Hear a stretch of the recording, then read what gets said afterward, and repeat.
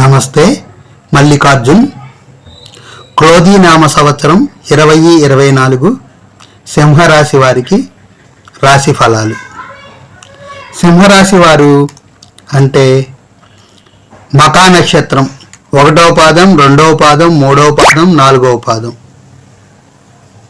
పుబ్బా నక్షత్రం లేదా పూర్వ పాల్గొని నక్షత్రం 1వ పాదం, 2వ పాదం, 3వ పాదం, 4వ పాదం. ఉత్తరా నక్షత్రం అంటే ఉత్తర పాల్గొని నక్షత్రం 1వ పాదం. ఈ నక్షత్రాల వాళ్ళందరూ కూడా సింహరాశి వారు అవుతారు.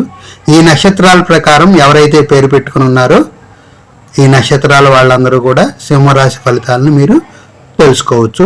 ఇప్పుడు నేను చెప్పేవన్నీ కూడా గోచార ఫలితాలు, అంటే 25% మాత్రమే మీ జీవితంలో వీటి మీద ఆధారం ఉంటుంది.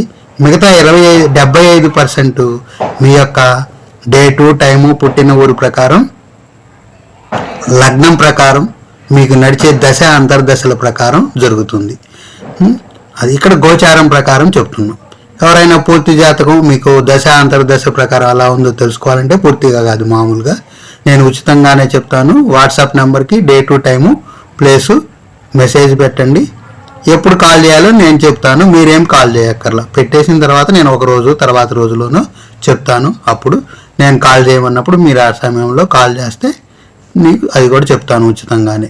పూర్తి జాతకం రాయించుకుంటేనే మనీ తప్ప మిగతా మామూలుగా అన్నీ కూడా సింపుల్గానే మేము చెప్పేసేస్తాను, ఉచితమే. ఎందుకంటే నాకు ఇదేం వ్యాపారం కాదు. సింహరాశి వారికి ఈ సంవత్సరం ఆదాయం 2, వ్యయం 14. అంటే ₹2 వస్తే ₹14 ఖర్చు పెట్టాలన్నమాట. ఎందుకు ఖర్చు పెట్టాలో చెప్తాను. దాన్ని కూడా తప్పించుకోవచ్చు. అందరూ ఖర్చు పెట్టరు, ఎట్లాంటి వాళ్ళకి ఖర్చు అయిద్దో చెప్తా. తప్పించుకోవచ్చు అనే అవకాశాలు కూడా ఉన్నాయి. అలాగే గౌరవం 2, అగౌరవం కూడా 2. ఒక ఇద్దరు నీ గౌరవం ఇస్తే ఒక ఇద్దరు నిన్ను అవమానపరుస్తుంటారు. అది పర్వాలా, ఇద్దరు పర్వాలా. అందరికీ గౌరవం అగౌరవం జరుగుతుంటాయి. ధనపరంగానే ఇబ్బంది అది. కాబట్టి ఈ సంవత్సరం మొత్తంలో సింహరాశి వాళ్ళకి కొంచెం కష్టమైనది. ఆ కష్టాలను అధిగమించవచ్చు. నా మాటలు మీరు శ్రద్ధగా విని ఆచరించి అధిగమించుదాం అనుకునే వాళ్ళకి ఏముందిలే అనుకున్న వాళ్ళు వాళ్ళ కష్టాలలో వాళ్ళు ఉంటారు, వాళ్ళ బాధల్లో వాళ్ళు. ఇవన్నీ కూడా ఏంటి, ముందు జాగ్రత్తలు ముందు ఫలితాలు. సింహరాశి వాళ్ళకి గోచారంలో ద్వితీయ స్థానంలో కేతు గ్రహ సంచారం జరుగుతుంది. కేతు అంటే ఆ స్థానాన్ని వీక్ చేస్తాడు. ద్వితీయ స్థానం అంటే ధనస్థానము, విద్యాస్థానము, కుటుంబ స్థానము, వాక్కు స్థానము. ఈ 4 మీద ప్రభావం ఎక్కువగా ఉంటుంది. అంటే మీరు సరిగ్గా మాట్లాడడం, సింహరాశి వాళ్ళం ధనాన్ని నష్టం చేకూర్చుకుంటాం, కుటుంబంలో గొడవలు తెచ్చుకుంటాం, విద్యపరంగా నష్టపోతాం. పిల్లలైతే, విద్యార్థులైతే. ఇది కేతు అక్కడ ఉన్నాడంటే ఆయన చేసే పని అది. ఆలోచన స్థాయిని తగ్గించేస్తాడు. అక్కడ మీకు ఎలా ఖర్చు పెట్టాలో, ఆయన ఎలా సంపాదించాలో అవన్నిటిని వీక్ చేసేస్తాడు. నిన్ను చదువుతుంటే ఆ చదువుని మర్చిపోయేలాగా చేసేస్తాడు. కుటుంబంలో గొడవలు వచ్చేటట్టుగా మాటలు కల్పిస్తాడు. ఇవన్నీ కూడా నెగిటివ్లు. మనం తెలుసుకున్నాం అనుకో నెగిటివ్లు ఇలా పరిస్థితి అని, అవన్నీ మనం చేయకుండా అధిగమించాలి. విద్యార్థులు మరి విద్యాస్థానంలో కేతు ఉన్నాడు, ఏం చేయాలి? 8 గంటలు చదివితే 2 గంటలు 3 గంటలు ఎక్స్ట్రా చదువుకోవాలి. వాళ్ళు చదువుకుంటే ఆ కేతు ఇచ్చే మతిమరుపు నుంచి మళ్ళీ జ్ఞానంలోకి వస్తాం. అంతే. ఆ కేతు పక్కన వెళ్ళిపోతాడు. అది వీడు 8 గంటలు చదివాడు, ఇంకా 2 గంటలు చదువుతున్నాడు, ఇంకా వాడికి ఏం మతిమరుపు చెప్పిస్తాం, వాడు ఆలోచన స్థాయి బాగానే ఉంటుంది ఇంకా అని. అది ఏమైంది, పరీక్షల్లో విద్యార్థి. కాబట్టి మీ పిల్లలు ఎవరైనా సింహరాశి పిల్లలు, చదువుకునే పిల్లలు కనుకున్నా, ముఖ్యమైన చదువు ఇప్పుడు చదువుతుంటే, చిన్న పిల్లలు అయితే పెద్ద పట్టించుకోక్కర్లేదు. చిన్నపిల్లలు ఇప్పుడు పెద్దగా చదువుకోకపోయినా పర్లా, ముఖ్యమైనవి ఉంటాయి కదా, 10వ తరగతి, ఇంటర్, తర్వాత ఎంసెట్లు ఇట్లాంటివి కనుక వెళ్ళే పిల్లలు ఉంటే వాళ్ళు చదివే టైంని ఇంకో 25% పెంచండి. కనీసం 25% పెంచితే, అర్రే ఇంత మనం ఖర్చు పెట్టామే, మా అబ్బాయి విజయం సాధించలేదే అని తర్వాత మనం ఇబ్బందులు, ధన నష్టం జరిగింది అనుకోకుండా ఉంటాం. షార్ట్ టర్మే, లాంగ్ టర్మే లేకపోయామని ఎన్ని ఉన్నాయి కదా, అవన్నీ కూడా సింహరాశి వాళ్ళకి నెగిటివ్గా ఉంది ఆ స్థానం, విద్యాస్థానం. నేను చెప్పినట్టుగా ఆ సమయాన్ని కనుక పెంచుకుంటే ఏమైంది, పాజిటివ్గా మారుద్ది. కేతు మరి ఇది 25% కదా. అసలైన 75% ఏంటి, అబ్బాయి లేదా అమ్మాయి యొక్క జాతక లగ్నం మీద ఆధారపడి ఉంటుంది. అందులో కేతువు బాగున్నాడు అనుకో, ఈ 25% ఉంది. అసలైన జాతకంలో కేతువు బాగున్నాడు కదా, ఇవన్నీ వర్తించవు, బాగానే చదువుకున్న టైం సరిపోయింది. అందుకని అది కూడా చూసుకోవాలని చెప్పేది నేను. ఇది గోచారం, రాశి ఫలితాలు ఎప్పుడు కూడా గోచారం, ఈ సంవత్సరంలో ఇలా ఉంటుంది బాబు అని మనం చెప్తూ ఉంటాం. అది కాబట్టి కేతు యొక్క జరిగే ఇబ్బందులు అయ్యి. అలాగే ధనపరంగా నష్టపోకుండా ఉండాలనుకో, అప్పులు చేయకుండా ఉండాలి. నీకున్న దాంట్లో సర్దుకొని వాడుకోవాలి. నా దగ్గర ధనం బాగా వస్తుంది అనుకో, ఎవరికి అప్పు ఇవ్వకుండా ఉండాలి. ఆ ధనం నష్టపోకుండా ఉండాలంటే నా తమ్ముడే, నా అన్నే, నా చుట్టమే, నాకు బాగా తెలిసినోడే, ఈడంతా మంచోడు లేడే అనుకోకుండా నీ దగ్గర డబ్బులే లేవనుకోవాలన్నా కూడా అవి తీసుకెళ్ళి ఫిక్స్డ్ డిపాజిట్ వేసుకుంటే ఒక 6%, 5%, పావలా వడ్డీన నీ అసలుకి సేఫ్టీ ఉంటుంది. అట్లా కాకుండా ఇచ్చారనుకోండి, ధన నష్టం పోయిందని మళ్ళీ తర్వాత సంవత్సరాల్లో మాకు కాల్ చేసి అడుగుతారు, వేరే రకానికి అప్పు ఇచ్చాను, అప్పు ఎప్పుడు ఇస్తాడు నాకని. అప్పు ఎప్పుడు ఇస్తాడో నాకు కూడా తెలియదు, మీకు కూడా తెలియదు. ముందే చెబుతున్నాం కదా ఇట్లా ధన నష్టం అయ్యేది. కాబట్టి మన దగ్గర ధనం లేదనుకోండి, ఉన్నదాంతో తృప్తి పడతాం నేర్చుకోవాలి. ఉన్నదనుకోండి వేరే వాళ్ళకి ఇచ్చినా కూడా నష్టపోయింది. ఎందుకంటే ధన నష్టం ఎక్కడ లేకపోయి ఒక ధన నష్టం, ఉండి ఒక ధన నష్టం. ఉన్నవాళ్ళు నేను చెప్పిన విధంగా ఆచరించుకుంటే ధన నష్టం కాదు. లేని వాళ్ళు ఏంటి, మీకు ఎంతైతే ఉందో దాంట్లోనే మీ ఖర్చుల్ని నియంత్రించుకోగలిగితే ధన నష్టం జరగకుండా సరిపోయింది. విద్యార్థులైతే విద్యా సమయాన్ని పెంచుకోవటం వల్ల మీకు కేతువు వల్ల జరిగే నష్టాన్ని ఉంటారు. అలాగే మాటని అదుపులో పెట్టుకుంటే కుటుంబ పరంగా మీకు ఇబ్బందులు లేకుండా ఉంటాయి. మౌనంగా పాటిస్తే, భార్యాభర్తలు ఒకరికొకరు పోట్లాడుకుని ఉంటే, మాటకి మాట కలిపితే తగాదాలు అవుతాయి. ఒకళ్ళు మాట్లాడుతుంటే రెండో వాళ్ళు సైలెంట్ అయిపోతే ఆ తగాదాలు ఆగిపోతాయి. ఎందుకంటే అంతటితో సమసిపోతాయి. మాటకి మాట కలిపితే చాలా వస్తాయి. అది కేతువుని అలా రక్షించుకోవాలి మీరు.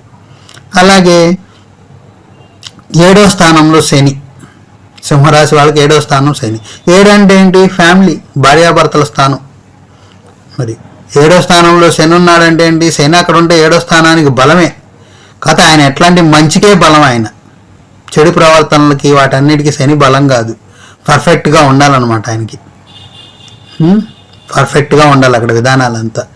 ఎవరి వైపు తప్పు ఉంటే వాళ్ళకి నష్టం చేకూర్చేస్తాడు. కాకపోతే ఆయన ఎమ్మటే నష్టం చేకూర్చడు, పరివర్తన కలిగిస్తారు వాళ్ళలో. కాబట్టి అక్కడ 7వ స్థానంలో శని ఉంటే ఆయన మనకేం పెద్ద నెక్స్ట్ ఏం చేయడు, స్థానం బలంగానే ఉంది. భార్యాభర్తలు మాటకి మాట కలుపుకోకుండా చూస్తాడు ఆయన.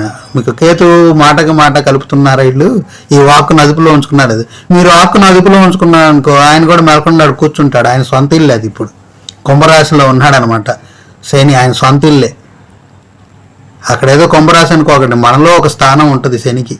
ఆ లోపల ఉన్న శని శక్తి ఏమైంది, విచ్ఛిన్నం కాకుండా చేస్తుంది భార్యాభర్తల బంధాన్ని. మాటని అదుపులో ఉంచుకొని సైలెంట్ అయిపోతాయి. ఆయనతో పెద్ద ఇబ్బంది ఏం లేదు. నెక్స్ట్ అక్కడ 8వ స్థానంలో ఉన్నాడు ఒక ఆయన, రాహువు. సింహరాశి వాళ్ళకి 8వ స్థానం, ఆయుష్ స్థానంలో రాహువు. ఈ రాహువు ఏంటి, మాయ. శనిలాగా చూద్దాం, సరిచేద్దాం, ప్రొటెక్షన్ ఇద్దాం, వేసి చూద్దాం. పోలీసులు కనుక భార్యాభర్తలు కొట్టుకొని వెళ్తే వాళ్ళు గబక్కని కేసు రాయమన్నా రాయరు పాపం వాళ్ళు.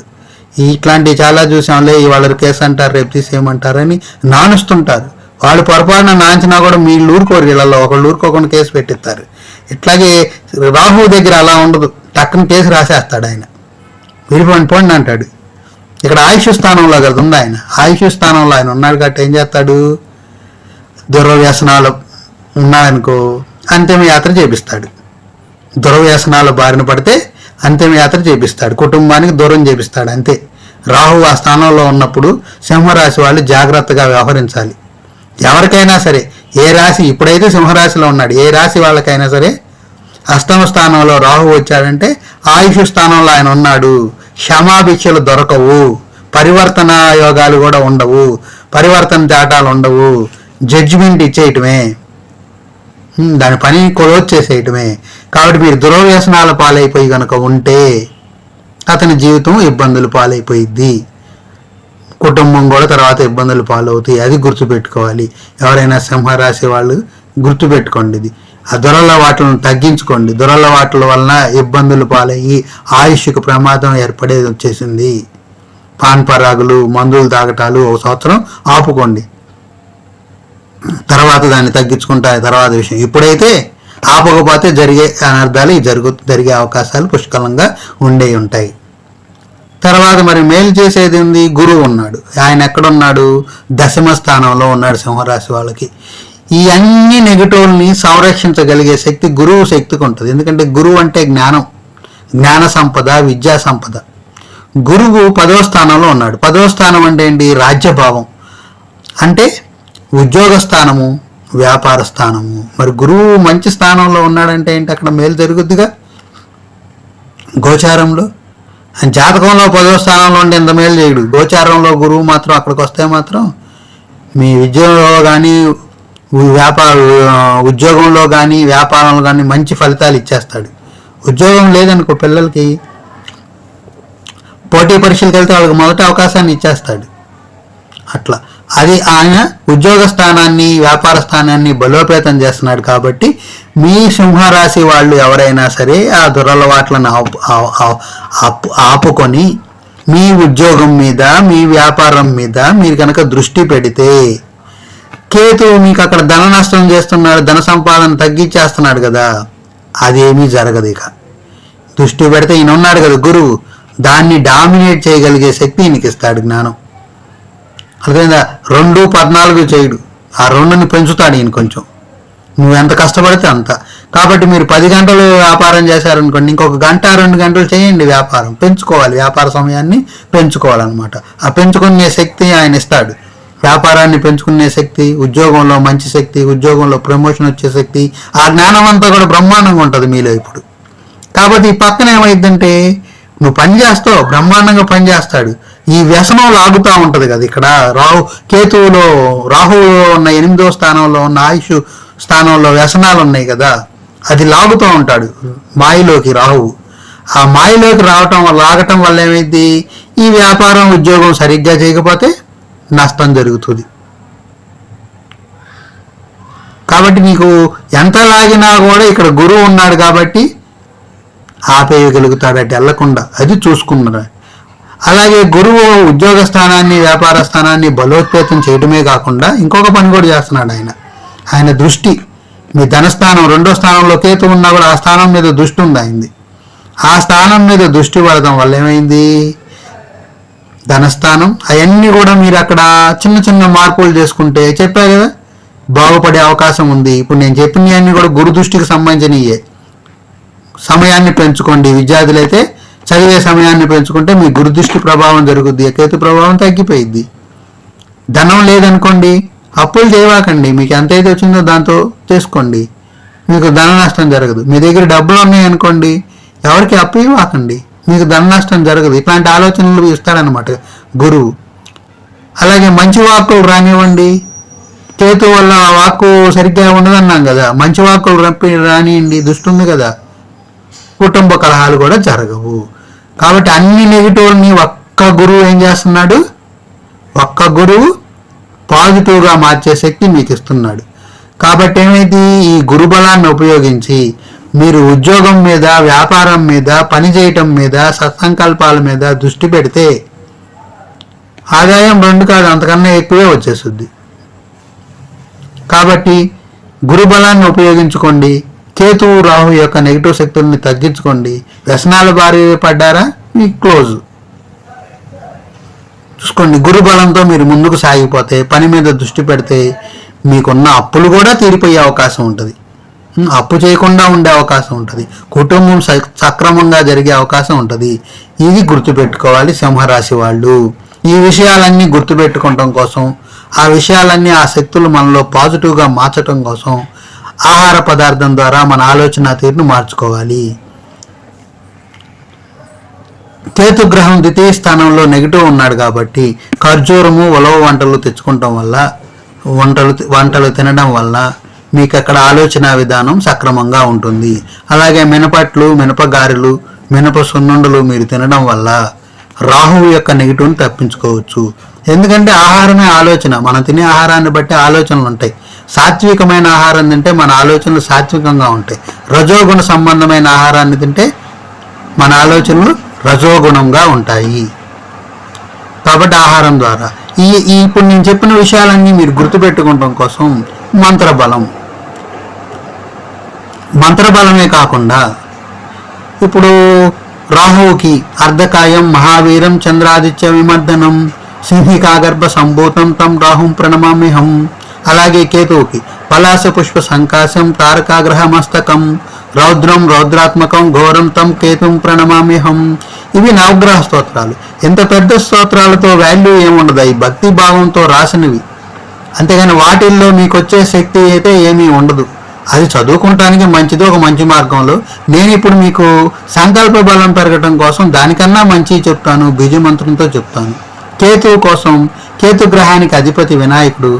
ఓం లం లంబోదరాయ నమః, ఓం లం లంబోదరాయ నమః, ఓం లం లంబోదరాయ నమః. ఈ బీజ మంత్రాన్ని మీరు ఎప్పుడు కూడా మననం చేస్తూ ఉండాలి. ఈ సంవత్సరం అంతా ఎప్పుడు ఖాళీ ఉన్నా చేయండి. అప్పుడు చేయాలా, ఇప్పుడు చేయాలా, ఎన్ని వేల సార్లు చేయాలా, అట్లాంటి క్వశ్చన్లు ఉండవు అనమాట. ఆచరించేవాడి క్వశ్చన్లు ఉండవు, ఆచరించటమే. ఆచరణ ఉంది, మంచి పనులకి ఎప్పుడు ఆచరించటమే. అలాగే రాహువు కోసం దుర్గాదేవి అధిదేవత. ఓం దుమ్ దుర్గాదేవి నమః, ఓం దుమ్ దుర్గాదేవి నమః, ఓం దుమ్ దుర్గాదేవి నమః. ఈ దుర్గాదేవి యొక్క బీజ మంత్రాన్ని, అంటే రాహువుకు సంబంధించిన బీజ మంత్రాన్ని, కేతువుకు సంబంధించిన బీజ మంత్రాన్ని, అంటే దుర్గాదేవిది వినాయకుడిది, ఈ బీజ మంత్రాలతో కూడిన ఈ మంత్రాలను మీరు ఎప్పుడూ మననం చేయటం వల్ల మీలో ఉన్న రాహువు యొక్క కేతువు యొక్క నెగిటివ్ ఎనర్జీస్ మాయలోంచి బయటకు వస్తాం, పాజిటివ్గా ఉంటాము. అప్పుడు మీకు గురుబలం ఉంది కదా, గురువు యొక్క శక్తి. పోయిన సంవత్సరం నుంచి మిమ్మల్ని గురువు కాపాడుకుంటూనే వస్తున్నాడు, ఎంత నెగిటివ్ ఉన్నా కూడా. ఆ గురుబలం మీలో ఎగ్జిక్యూట్ అవుతుంది, సమస్యల నుంచి బయటపడతారు, మంచి జీవితాన్ని ఆరంభిస్తారు. కాబట్టి నేను చెప్పినవన్నీ కూడా. అలాగే మీరు మినపట్లు, ఖర్జూరము, మినపగారులు నెలకొకసారి అన్నారు, 2 నెలలకు ఒకసారి అన్నారు, ఏదో మీ చేతిలో ఒక 200-300 ఉన్నప్పుడన్నా కొంచెం తయారు చేసుకొని పేదలకి పంచడం వల్ల పుణ్యఫలాలు మీకు జమ అవుతాయి. పుణ్యఫలాలు జమ అవటం వల్ల కూడా మాయలోంచి బయటపెడతాం, మాయ తగ్గుతుంది. అది పుణ్యకర్మలు, అవి ఎంత పుణ్యకర్మలు మనం దానం చేయటం. డైరెక్ట్గా తినేసేయాలి మీరు, వాళ్ళు మళ్ళీ వండుకునేటట్టు ఉండకూడదు. మనం ఏదన్నా పెడితే తినేసేయటమే వాళ్ళు డైరెక్ట్గా. అది అందుకని మినుములు దానం ఇచ్చేయటం, ఉలవలు దానం ఇచ్చేయటం అట్లాంటివి చేయవాకండి, తినరు అనమాట. అవి మళ్ళీ ఆ కొట్లలోకే చేరతాయి. మనం ఇస్తే ఆ పదార్థం డైరెక్ట్గా వెళ్ళి వాళ్ళ కడుపులో పడిపోయిద్ది, అక్కడ యజ్ఞం జరుగుతుంది, విష్ణు ప్రీతిపాత్రం అయిపోయింది, మణిపూరక చక్రం యాక్టివేట్ అయిపోయింది, పుణ్యకర్మలు మీకు జమ అవుతాయి, యజ్ఞం చేసినట్టు అనమాట. కాబట్టి ఆహార పదార్థాలు దానం చేయటం ద్వారా, బీజ మంత్రాలతో కూడిన మంత్రాలు మీరు మననం చేయటం ద్వారా, నేను చెప్పిన విషయాలన్నీ కూడా మీ యొక్క మనో సంకల్పంలో పైభాగంలో ఉంటాయి. కాబట్టి మీరు ఆ వ్యసనాల జోలికి వెళ్లకుండా వాక్కుని అదుపులో పెట్టుకొని ధనాన్ని అదుపులో పెట్టుకుంటే మీకు ఉన్న ఎంతో నెగిటివ్గా కనపడుతున్నది ఎంతో పాజిటివ్గా కనపడుతుంది. ఇవన్నీ సద్వినియోగం చేసుకుంటారని ఈ వీడియో చూసిన వాళ్ళు, సింహరాశి వాళ్ళు విజయాలు సాధించాలని మనస్ఫూర్తిగా కోరుకుంటూ, ఆచరించి మీ మేలైన జీవన విధానాన్ని పొందుతారని కోరుకుంటూ ఈ మల్లికార్జున్.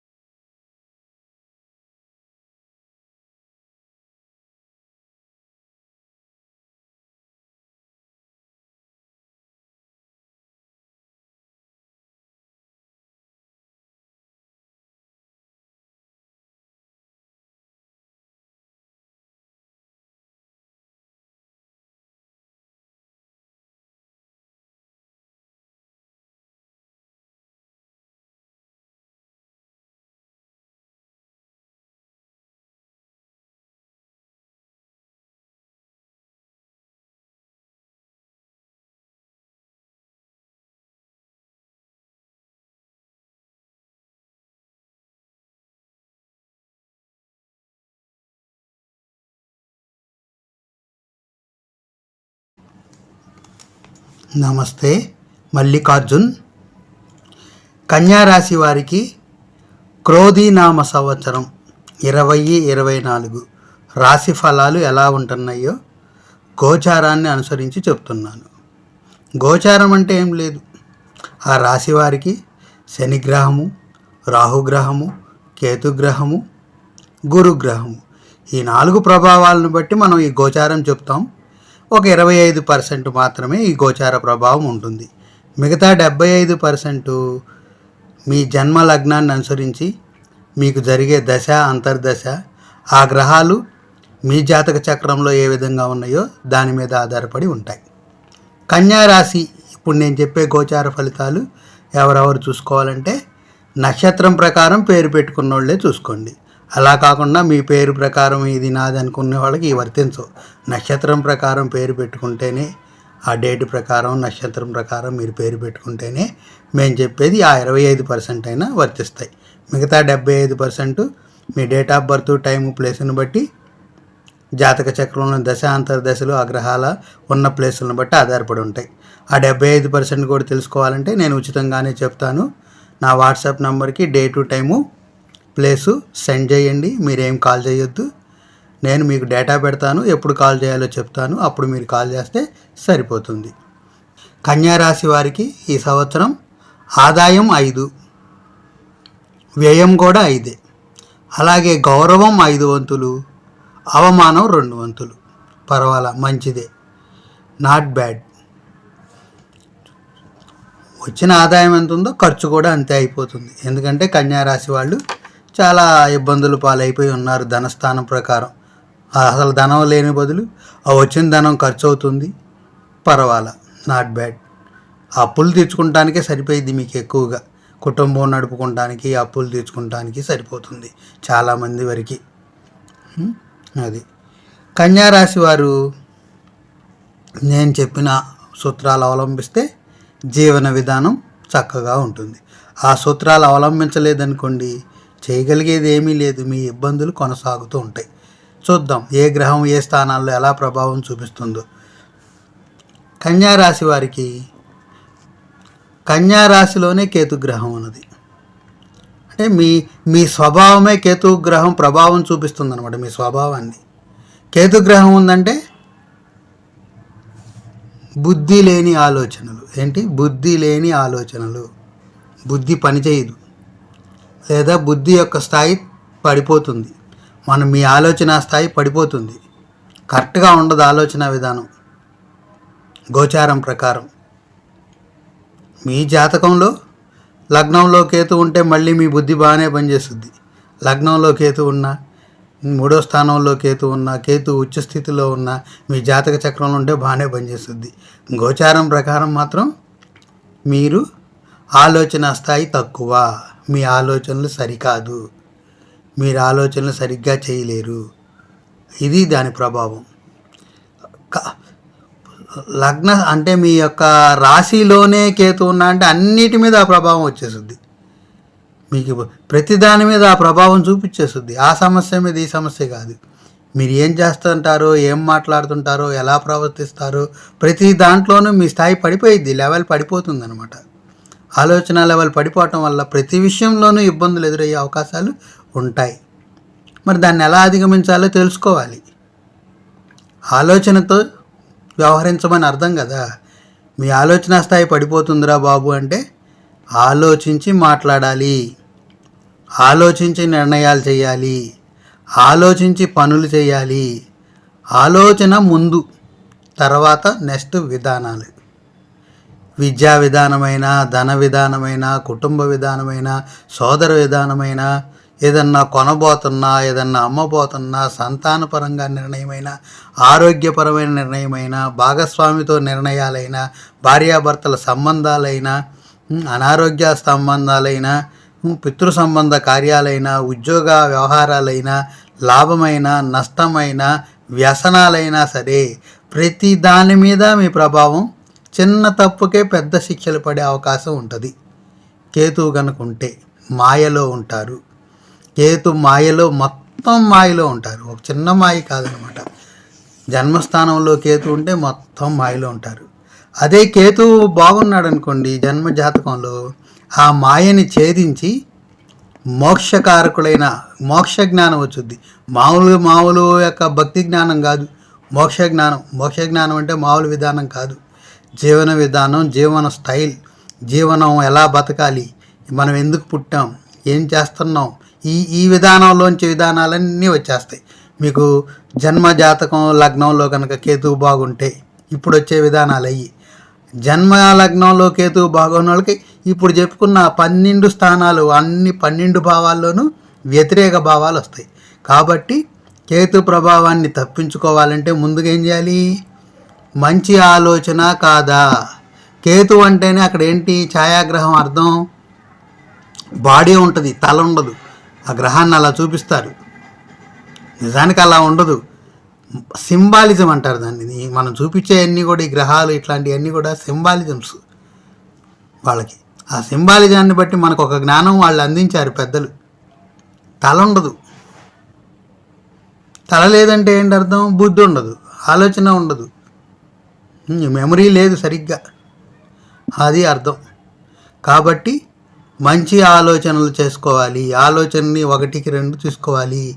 గొప్పవారి సలహాలు, మంచివారి సలహాలు, విఘ్నులైన వారి సలహాలు, మాస్టర్ల సలహాలు, గౌరవనీయులైన సలహాలు మనం చేయబోయే విషయాల్లో 1కి 4 దగ్గర తెలుసుకొని ఇది మంచిదా చెడా అని ఆలోచించుకొని చేస్తే బ్రహ్మాండం. కేతువుని అధిగమించేసినట్టే, కేతువు యొక్క నెగిటివ్ స్వభావాన్ని అధిగమించినట్టే. అది గుర్తుపెట్టుకోవాలి. ఫస్ట్ చూపించేది ఇదే స్వభావం. ఫస్ట్ చూపించేదండి మీలో తను స్వభావం అంటాం. ఆ స్వభావం మీ మీద ముందు అది. మీరు నోటికి వచ్చినట్టు మాట్లాడినా, మీకు మనసులో ఏం ఆలోచించుకోకుండా మాట్లాడినా, మీ నుంచి వచ్చేవన్నీ కూడా వ్యతిరేకాలు వ్యతిరేకాలు వ్యతిరేకాలు. వ్యతిరేకమైన నిర్ణయాలతో చాలా ఇబ్బందులు పడతారు. ఇది గుర్తుపెట్టుకోండి. మానసిక ఇబ్బందులు పెరిగిపోతాయి, మానసిక ఇబ్బందులు పెరిగిపోతాయి మీ ఆలోచన నిర్ణయాలు కరెక్ట్ కాకపోతే. ఎందుకంటే మీకు ఇక్కడ నెగిటివ్ ముందు చెప్తున్నా. చాలా గొప్ప యోగం ఉంది కన్యారాశి వాళ్ళకి, చాలా మంచి యోగం ఉంది. ఆదాయం 5, వ్యయం 5, గౌరవం 5, 3 సమానంలో ఉంటే మంచి యోగం, అవమానం 2. కానీ అన్ని యోగాలకి అవయోగం గోచారంలో జన్మజాతకంలో కేతు ఉండటం. మీ ఆలోచన స్థాయి కరెక్ట్ అయితే అవన్నీ యోగాలు, కరెక్ట్ కాకపోతే అవయోగాల కింద మారిపోతాయి. అది గుర్తుపెట్టుకోండి, కేతు ప్రభావం అది. కాబట్టి ఆ కేతు ప్రభావాన్ని తప్పించుకున్నా అంటే ఆలోచించిన తర్వాతే మాట్లాడాలి, ఆలోచించిన తర్వాతే పనులు చేయాలి. చేసేద్దాం, మాట్లాడేద్దాం, ప్రారంభించేద్దాం, ఇవన్నీ తప్పులు. 1కి 4-5 సార్లు పెద్ద ప్రోగ్రామింగ్ లాగా ఆలోచించుకొని, చెప్పా కదా, అందరి సలహాలు నిర్ణయాలు తీసుకొని ఫాలో అయితే అప్పుడు మీరు సక్రమమైన నిర్ణయం చేయగలుగుతారు, యోగాల్ని పట్టుకోగలుగుతారు, ఇబ్బందుల్లోంచి బయటికి వెళ్ళగలుగుతారు. లేదంటే మానసిక ఇబ్బందులు తలెత్తుతాయి, తలలో చిక్కుమంటుంది, ఇట్లాంటి ఇబ్బందులు వస్తాయి. అది నెక్స్ట్ కన్యారాశి వాళ్ళకి 7వ స్థానంలో రాహు ఉన్నాడు. 7వ స్థానం అంటే ఏంటి? భార్యాభర్తల స్థానం. భర్త జాతకం అయితే భార్యది, భార్య జాతకం అయితే భర్తది. కాబట్టి మీరు ఇంకొకరి మీద ఎలా మరి రాహు ఉన్నాడంటే అది కూడా మాయే. మీ యొక్క భార్యాభర్తల బంధం కూడా మాయలో ఉంది. ఇప్పుడు మాయ కమ్మి ఉన్నది కన్యారాశి వాళ్ళకి. మీ జన్మ జాతకంలో లగ్నంలో రాహు బాగుంటే దీని ప్రభావం తగ్గుతుంది. అక్కడ కూడా బాగోలేదు అనుకోండి, ఆ 70+5లో బాగోలా, 25 యాడ్ అయిపోయింది, ప్రాబ్లమ్స్. గుర్తుపెట్టుకోండి, మీ తెలివి తక్కువ నిర్ణయాలు మీ జీవిత భాగస్వామిని మీకు దూరం చేస్తాయి, ఇబ్బందులు కలిగిస్తాయి, గొడవలకు కారణమవుతాయి. అందుకని అక్కడ అనాలోచిత నిర్ణయాలు తీసుకోకండి. ఏ చిన్న అనాలోచిత నిర్ణయం తీసుకున్నా ఇక్కడ రాహుమాయ పనిచేస్తుంది. ప్రాబ్లమ్స్, అసలే ప్రాబ్లమ్స్. 1.5-2 ఏళ్ళ నుంచి కన్యారాశి వాళ్ళకి ఇంతకుముందు ధన నష్టాలు, ఇవన్నీ కుటుంబ కలహాలు, ఇవన్నీ ప్రాబ్లమ్స్ ఇంకా తీరలేదన్నమాట. ఇంకా తీరవన్నమాట. ఇప్పుడే ఈ సంవత్సరం గడవాలి, తీరాలన్నా కూడా అవి కూడా ఈ సన్మార్గంలో ఉంటే తీరతాయి. అది గుర్తుపెట్టుకోవాలి. కాబట్టి 7వ స్థానంలో రాహువు బలమే. ఎన్ని గొడవలు వచ్చినా రాహువు కలిపేలాగానే ఉంటాడు. అదొకటి మంచిదే. రాహువు వల్ల ఇబ్బందులు మాయ ఉంటుంది. కానీ ఇక్కడ 7వ స్థానంలో ఉండి ఆయన గోచారంలో కూడా ఉన్నప్పుడు మీ అనాలోచిత నిర్ణయాలు అయిపోతే ఆ బంధం కూడా నిలవవు. గుర్తుపెట్టుకోవాలి. అది నెక్స్ట్ 6వ స్థానంలో శనిగ్రహ ప్రభావం ఉన్నది. శని 6వ స్థానంలో ఆరోగ్య స్థానము, రోగాలు రుణాల స్థానము. శనికి ఇప్పుడున్నాడు కుంభరాశిలో కాదు స్వస్థానము. మీరు సక్రమంగా ఉండి, మీరు చక్కని నడవడికడితో ఉండి, నేను చెప్పిన కేతు ప్రభావం నుంచి తప్పించుకొని, మీ నిర్ణయాలన్నీ 4 5 సహకరించుకొని తీసుకొని చేయగలిగితే అక్కడ రోగాలు రుణ స్థానంలో ఉన్న శని మిమ్మల్ని ఒడ్డున పడేస్తాడు. ఎందుకంటే ఆయనకి శని ఉన్నాడంటే అక్కడ ఏంటి, ధర్మం ఉండాలి. అక్కడ ధర్మం ఉండాలి. నువ్వు మోసం చేసినా, నువ్వు తప్పులు చేసినా, నువ్వు అన్యాయం చేసినా, నువ్వు మాయడు చేద్దామని ఎదుటోళ్ళని చూసినా శని కనికరించడు, శిక్ష వేస్తాడు. కాదు, నువ్వు న్యాయబద్ధంగా ఉన్నావు, నువ్వు అన్యాయం చేయట్లేదు, నువ్వు మోసం చేయట్లేదు, నీ తీరు సక్రమంగా ఉంది, నీ ఆలోచన సక్రమంగా ఉంది.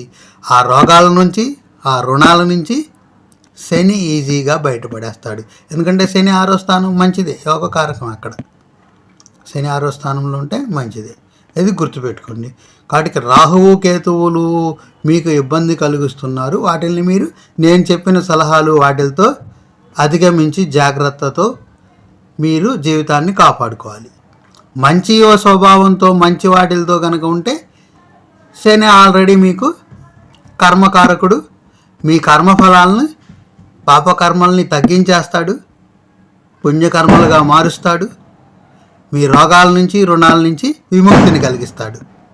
అది ఆయన రోగరుణకారకుడు కాదు, ఆయన ఆయుష్కారుడు. అయినా సరే ఆ స్థానం కన్యారాశి వాళ్ళకి కాబట్టి ఆ స్థానం మీద ప్రభావం చూపిస్తాడు. ఆయన చూపించి మిమ్మల్ని ఒక ఒడ్డున పడేస్తాడు.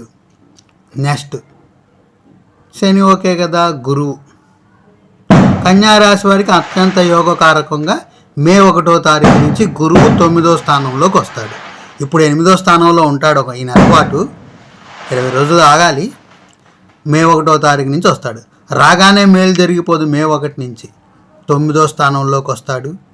9వ స్థానం పితృస్థానము, అదృష్ట స్థానము, మన యొక్క పుణ్యఫలాలన్నీ కూడా స్టోర్ అయిన ఒక ప్రదేశమే. కాబట్టి 9వ స్థానంలో ఏ గ్రహం ఉన్నా కూడా మేలు చేయాలి. ఆ గ్రహాల్లో గురువు అయితే అత్యంత మేలు ఎక్కువ చేస్తాడు, అందరికన్నా జ్ఞానం ఇస్తాడు. ఎందుకంటే మీరు అసలు అజ్ఞానంలో ఉన్నారు కదా, 1వ స్థానంలో అజ్ఞానంలో ఉన్నారు. కన్యారాశి వాళ్ళు 1వ స్థానం కేతువులు ఉండటం వల్ల ఏంటి, జన్మజాతకం బాగుంటే మహాజ్ఞానులై ఉంటారు, జన్మజాతకంలో బాగోపోతే పూర్తి అజ్ఞానులై ఉంటారు.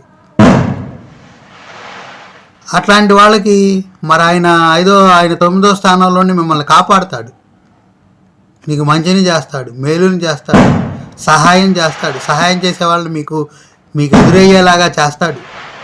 మంచి జ్ఞానాన్ని మీకు పెంపొందించడానికి సహకరిస్తాడు. మీరు విద్యార్థులైతే విద్యని పెరిగేలాగా చేస్తాడు. తండ్రి ఉంటే తండ్రి సహకారం అందేలాగా చూస్తాడు. లేదంటే మీకు పెద్దలు ఎవరు ఉన్నారో ఆ పెద్దల సహకారం మీకు అందేలాగా చేస్తాడు. ఎవరో ఒకళ్ళు మిమ్మల్ని ఆదుకునేలాగా, మీకు సహాయం చేసేలాగా సహాయ సహకారాలు అందుతాయి 9వ స్థానం వల్ల. ఈ 9వ స్థానమే కాదు, ఈ సంవత్సరం ఆగితే నెక్స్ట్ ఇయర్ 10వ స్థానం ఉద్యోగం వ్యాపార స్థానంలో కూడా బలోపేతం చేస్తాడు ఇక్కడి నుంచి. కాబట్టి గురువు మిమ్మల్ని 2 సంవత్సరాల పాటు కాపాడుతాడు. 24 నెలల పాటు గురువు మనకి మరి 9వ స్థానంలో 10వ స్థానంలో ఉన్నాడంటే అంతకు మించిన యోగం ఏ గ్రహానికి లేదు ఇక్కడ. ఎందుకంటే 2 సంవత్సరాల పాటు 9వ స్థానం 10వ స్థానం కదా. మరి వ్యాపారము ఉద్యోగ స్థానం అంటే మరి ధనం వచ్చే స్థానమే కదా, 9వ అదృష్ట స్థానమే కదా. మరి అట్లాంటి 2 ముఖ్యమైన ప్లేసుల్లో గురువు కన్యా రాశి వాళ్ళకి సహాయము మేలు చేయడానికి రెడీగా ఉన్నాడు. మీ అజ్ఞానంతో, మీ అనాలోచిత నిర్ణయాలతో, మీరు తీసుకునే ఆలోచన లేని స్థితి నిర్ణయాలతో కనుక మీరుంటే రోగ రుణాల బాధల నుంచి అక్కడ శని ఏమీ చేయలేడు. కుటుంబ స్థానంలోంచి మీ రాహువు కూడా ఏమీ చేయలేడు, నష్టాలను కలిగిస్తాడు. కాబట్టి అందుకనే కేతువు దగ్గర నేను చెప్పిన విషయాలన్నీ కూడా గుర్తుపెట్టుకుంటే అవన్నీ కూడా ఈ గురువు ఏం చేస్తాడు, గురు బలం మీకు ఉంది కాబట్టి అటువైపు మీకు వెళ్లకుండా చేయగలుగుతాడు ఆయన. కేతువు ఇప్పుడు ఈ రాశి అంతా కూడా అన్ని రాశుల వాళ్ళకి ఏం జరుగుతుందంటే కేతువు అందరి మీద ప్రభావం చూపిస్తున్నాడు, నెగిటివ్ వాళ్ళ భావం, ఒక్కొక్కరికి ఒక్కొక్క భావం మీద. కానీ గురువు సేమ్ టైం ఏం చేస్తున్నాడు, వాళ్ళందరినీ తన జ్ఞానాన్ని అందించేసి ఆ భావాన్ని బయటపడేయడానికి రెడీగా ఉన్నాడు. ఎందుకంటే ఆయన 5వ స్థానంలో ఉన్న కేతువుని చూస్తున్నాడు. అది ఏ రాశి వాళ్ళకి ఏ భావమైనా సరే అక్కడ మీరు అనాలోచిత నిర్ణయాలు చేయకుండా జ్ఞానాన్ని అందిస్తాడు ఆయన ఎప్పుడు. ఆ జ్ఞానాన్ని అందిపుచ్చుకోవాలి. మీకు వచ్చుద్ది, మీ చెవిన ఆ మాట పడుద్ది, మీ చెవిన మంచి మాటలు పడతాయి, మంచి కార్యక్రమాలు పడతాయి, మంచి విధానాలు చేయాలనే మాటలు మీ చెవిన పడతాయి.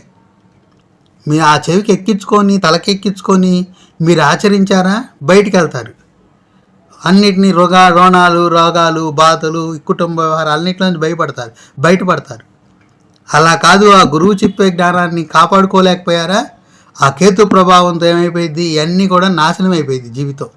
గుర్తుపెట్టుకోండి, ఓకేనా. ఒక్కొక్కరికి ఒక్కో స్థానం. సింహరాశి వాళ్ళకైతే అదేమైంది, కుటుంబ స్థానాన్ని కాపాడటానికి గురువు దృష్టి ఉంది అక్కడ అట్లా. కర్కాటక రాశి అయితే సోదర స్థానాన్ని కాపాడటానికి, మిథున రాశి అయితే సర్వ సౌభాగ్య స్థానం, మీ ఆస్తులను వాటిని కాపాడటానికి. అట్లా ప్రతి చోట గురువు ఇప్పుడు కేతువు వల్ల జరిగే ప్రతి అనర్థాన్ని మీకు అక్కడ మేలు. ప్రకృతి యొక్క సిద్ధాంతం అదే. నీకు ఎక్కడైతే నీకు ప్రాబ్లం కలుగుతుందో అక్కడ ఇంకొక అవకాశాన్ని కలిగించుద్ది ప్రకృతి. కేతువు వల్ల ప్రజలంతా కూడా ఇంత ఇబ్బంది వల్ల అవుతుంటే గురు దృష్టి ఆ గ్రహం మీద పడటం వల్ల ఏమైంది, మీ జ్ఞానాన్ని ఇచ్చేసి అనాలోచిత నిర్ణయాలు తీసుకోకుండా జరుగుతుంటాయి. ప్రకృతి విధానం ఇదే. పొయ్యి మండుతూ ఉంటుంది. గ్యాస్ సిలిండర్ పెట్టి మనం వండుతుంటే పొయ్యి ఏంటి, మంట అక్కడ సెగలు కగ్గుతుంటుంది. అగ్ని భగవానుడు అక్కడ ఉంటాడు. కానీ సిలిండర్ పట్టుకొని చూడండి కింద చల్లగా ఉంటుంది. ఇదే ప్రకృతి సిద్ధాంతం. అక్కడ మండుతుంటే ప్రకృతి ఇక్కడ ఏం చేసింది, ఆ సిలిండర్ మండట్లా, సిలిండర్ చల్లగా ఉంది. పొయ్యి మీద ఎంతో భగభగలు మంటలు వస్తున్నాయి. కానీ సిలిండర్ మీద కాల్లో చేయి పెట్టి చూసుకోండి, చల్లగా ఏసీ గదిలాగా ఉంటుంది. ప్రకృతి సిద్ధాంతం అది. మీకు ఎప్పుడు కూడా జ్యోతిష శాస్త్రం చెప్పేది అది కూడా అదే. ముందు జాగ్రత్తలు, నీకు ఇలా జరుగుతీరా బాబు అని అందరు జ్యోతిష్యులు చెప్పేలాంటివి నేను చెప్పను. ఎందుకంటే వాళ్ళందరూ వేరు, నేను వేరు, డిఫరెంట్, ఖచ్చితంగా వేరు. ఎందుకంటే నాది భక్తి మార్గం కాదు, దాన్ని దాటిన మార్గం, జ్ఞాన మార్గంలో నేను చెప్తా. ధన మార్గం కాదు నాది, ధనేషణ కాదు నాకు. ధనేషణ, భార్యేషణ, పుత్రేషణ అవన్నీ ఏముండవు నాకు. ఈషణ త్రయాలు ఏమి ఉండవు. సన్యాసిని కాదు, మామూలుగా సంసారంలో ఉన్న ఆ ఈషణ త్రయాలు ఏమి నా దగ్గర పనిచేయవు. కాబట్టి నేను జ్ఞానం, మీకు ఏది అవసరమవుతుందో అవే నేను చెప్తాను. కాబట్టి జాగ్రత్తగా చూసారు. ఆ కేతువుకి ఎంత నెగిటివ్ ఇస్తుందో అన్ని రాసుల వాళ్ళకి, ఆ కేతువుని తప్పించుకోవడానికి గురువు అంత జ్ఞానాన్ని ఇవ్వడానికి ఆ దృష్టి పెట్టేశారు అక్కడ. అది మీరు తీసుకుంటాం ఆలస్యం, తెలుసుకోవాలన్నమాట. ఇప్పుడు ఈ వీడియో చూడటం కూడా మీ అదృష్టమే. ఎందుకంటే మీకు ఏ వీడియోలోనూ ఇట్లాంటివి చెప్పి నీకు కనపడవు. చూసుకోండి, మీరు అఖండ రాజయోగం పడుతుంది, నువ్వు కోటేశ్వరుడు అవుతావు, లక్షాధికారి అవుతావు, ముఖ్యమంత్రి అవుతావు, ప్రధానమంత్రి అవుతావు, ఇట్లాంటివన్నీ ఉంటాయి. అవన్నీ కాదు జ్యోతిష్యం, ప్రకృతి సిద్ధాంతం. శక్తులు మనలో ఉన్నాయి, 7 శక్తులు 2 ఛాయలు. అవి ఎగ్జిక్యూట్ అవుతాయి. ఒక్కొక్క మనిషిలో ఒక్కొక్క టైంకి ఎగ్జిక్యూట్ అవుతాయి. ఎండాకాలం వస్తే మామిడికాయలు ఎలా వస్తాయి, ఒక్కొక్క కాలంలో ఒక్కొక్క ఫ్రూట్స్ ఎలా వస్తాయో మనలో ఒక్కొక్క శక్తి ఒక్కొక్క రకంగా ఎగ్జిక్యూట్ అయ్యింది. ఒక్కొక్క రాశి మనం పుట్టిన దాని ప్రకారం. శక్తి కేతుగ్రహమే. ఒకళ్ళకి 1వ భావంలో, 2వ భావంలో, అట్లా 12 భావాల్లో 12 రకాలుగా ఉంటుంది. శక్తి ఒకటే, కానీ ఒక్కొక్క దాంట్లో ఒక్కొక్క రకంగా అక్కడ ఎగ్జిక్యూట్ అవుతుంది అనమాట. అది తెలుసుకోండి. కాబట్టి గురువు దృష్టి మీకు చక్కగా ఆ స్థానం మీద ఉంది. అదే కాకుండా గురు దృష్టి మీకు సంతాన స్థానం మీద కూడా ఉంది. మీకు సంతాన స్థానం అభివృద్ధి చెందుతుంది, మీ సంతానం. ఎందుకంటే గురు దృష్టి కన్యారాశి వాళ్ళకి 1వ స్థానం మీద చూస్తాడు, కన్యారాశి వాళ్ళకి 5వ స్థానమైన మకర రాశి మీద చూస్తాడు ఆయన. కాబట్టి ఏమైంది, సంతాన స్థానాన్ని కూడా గురువు దృష్టి ఉంది. కాబట్టి మీకు గురువు మేలు చేస్తాడు, సంతానానికి మేలు చేస్తాడు. కాబట్టి జాగ్రత్తగా ఆచరించుకోండి. మీకు రాహువు కేతువులు బాగోలా ఖర్జూరం తినండి, మినపగారెలు తినండి, అప్పుడప్పుడు ఖర్జూరం మినపగారెలు నెలకు ఒకసారి పేదలకు పంచండి. అలాగే మీకు రాహువు కేతుకు సంబంధించిన ఓం లం లంబోదరాయ నమః, ఓం దుమ్ దుర్గాదేవి నమః అధిష్టాన దేవతలకు సంబంధించిన బీజ మంత్రాలతో మీరు ఎప్పుడు మననం చేసుకోండి. ఈ సంవత్సరం అంతా ఎప్పుడు ఖాళీ ఉన్నా కూడా నెలకు ఒకసారి వెళ్ళి నవగ్రహాల దగ్గర ప్రదక్షిణలు చేసుకోండి. కాబట్టి మీకంతా కూడా శుభం జరుగుతుంది. కర్కాటక రాశి వాళ్ళకి బాగుంది, శుభం జరుగుతుంది. ఇట్లా నెగిటివ్లు ఉన్నా కూడా నేను చెప్పినవి మీరు ఆచరించుకుంటే కన్యా రాశి వాళ్ళకు కూడా శుభం జరుగుతుంది. లేదనుకోండి, మీలో ఉన్న కేతుగ్రహ శక్తి చాలా నష్టాలని అనర్థాలని తెస్తాడు. మాటలు గుర్తుపెట్టుకోండి. ఆచరించిన వాళ్ళు సంవత్సరం ఆగి చూడండి, ఆచరించిన వాళ్ళు కూడా ఈ వీడియో యూట్యూబ్లో ఉంటుంది కదా, ఒక సంవత్సరం ఆగి చూసుకోండి. మీ అందరికీ సర్వశుభాలు కలగాలని, అలాగే మీకు date of birth, time, place ఉంటే వాట్సాప్కు పంపించండి. మీకు జాతక చక్రంలో కూడా మీకు రాహువు కేతువు శని దశాంతర దశలు ఎలా ఉన్నాయో నేను చెప్తాను. అది మీ అందరికీ సర్వ సౌభాగ్యాలు కలగాలని కోరుకుంటూ మనస్ఫూర్తిగా మీ మల్లికార్జున్. ధన్యవాదాలు.